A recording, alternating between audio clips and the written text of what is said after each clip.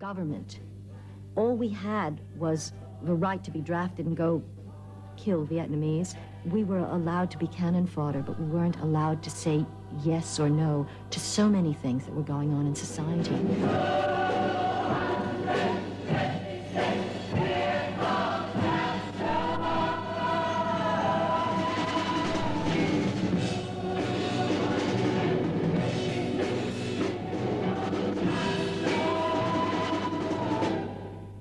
Here at last was a vehicle for the youth revolution. All it needed was a driver, a promoter who could get the show on the road no matter what.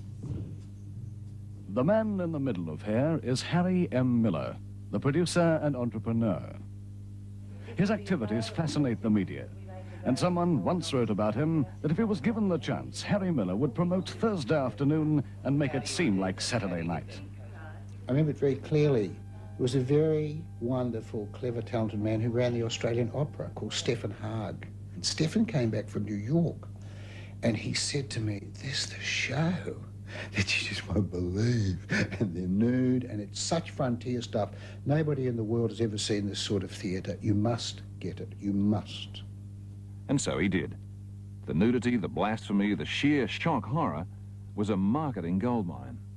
It was a highly promotable thing because we drummed up the whole myth that you'd never be able to see the show anywhere in Australia except Sydney, yet alone Brisbane, yet alone Melbourne. And we succeeded in doing that. And so, yeah, we played down the nude scene we played it up by playing it down. By today's standards, the get your gear off barely happened at all. For a brief moment, the cast emerged from beneath a sort of military parachute and faced the audience full frontal. But there was a news story, headlines, a public scandal. The media rushed to do Harry Miller's publicity for him. Overseas, Hare has run the full gamut of critical reaction, but whether lauded or loathed, it's inevitably been recognised as one of the most, possibly the most, alive, vital and compelling pieces to burst onto stage in many years. It seems a shame, therefore, that most of the people who know about it know only one thing. The famous nude scene. It is a big nude scene, isn't it? It's all mainly that it's got nude people in it. Well, I don't think it's necessary to flaunt the human body around in public. I don't think I'd care to go with my wife or anything like that. Oh, revolting. Couldn't bear it. There were some minor groups of people who did think that Hare would cause the overthrow of the government, the upheaval of the church, rape in the street, incest in the home. None of these things actually occurred, finally. The wowsers, the Baptists were just off their faces with rage and anger. Yeah, it's pretty incredible to hear, you know, a 2.5-hour musical called The Nude Musical because for 20 seconds, in half light, some people, you know, take off their clothes. You had a very, an almost kind of fundamentalist, a very puritanical society being confronted with something that was very loud in expressing the need for sexual liberation. And I think that if there was a central issue that confronted people, it was that one.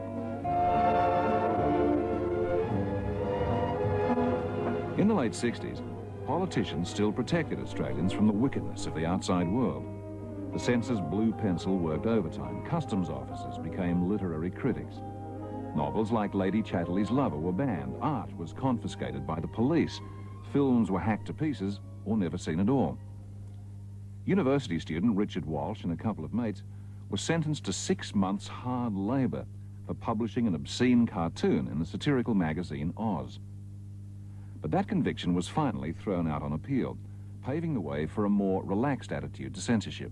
You couldn't have had nudity on stage if we hadn't had the trial of Oz and a lot of the other censorship cases. I mean, we had to battle in the law courts, and there had been also, I mean, at least one prosecution of theatre, and we had to go through those legal battles to open the way for freer expression, including freer expression in the theatre. And a lot of experimental, I mean, Hare was mainstream theatre, but a lot of experimental theatre and the travails it had had with the law led to this rather startling finale with a whole lot of nude people. Well, in Hare, for example, since you mentioned just the nude scene... Theatre censorship was still a matter for the states. The man who could stop Hare happening was the New South Wales Liberal Chief Secretary, Eric Willis. Harry Miller invited myself and the head of my department to come and see a final dress rehearsal, or should I say undress, and we went and saw this show. Now, he subsequently has written in his biography that he dimmed the lights for that particular part and you know, shortened the nudity aspect of it. But whether he did or not, I don't know. I think he said the nude scene couldn't run longer than 40 seconds or whatever, or the lights or whatever. And so the night he was there, if you'd have dropped your program on the floor, you wouldn't have seen the nude scene. I think it was 1.5 seconds long. Normal nights, about 4 minutes. Depends who was there.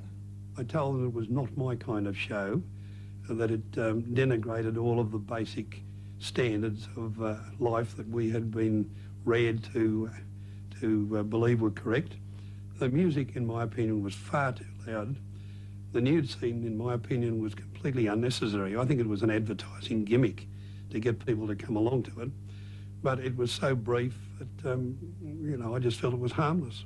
During the rehearsal period, we just came to the time to rehearse that, and I think Jim Sharman had said, well, you know, we're going to get our clothes off eventually, we might as well start now. And he took his clothes off, and the various crew that were helping us with the rehearsal, they took their clothes off as well. So everybody took their clothes off, and after a while, it became a bit of a laugh, and nobody bothered about it so much. So it broke down a lot of barriers. It was quite a liberating experience, actually.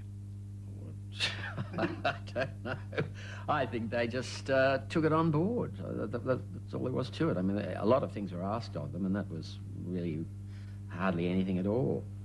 I just stood next to a big black man. Nobody looked at me.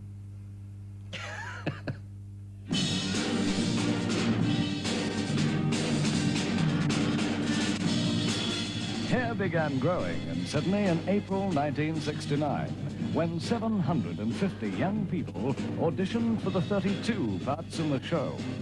Many of them were hippies who had no previous theatrical experience at all. But director Jim Sharman had insisted on casting the production as naturalistically as he could. My main concern with the show was to get it as a direct a communication with the audience as possible, as honest a one, without the sort of slickness and sort of polish, false polish, that's so often attached to musicals.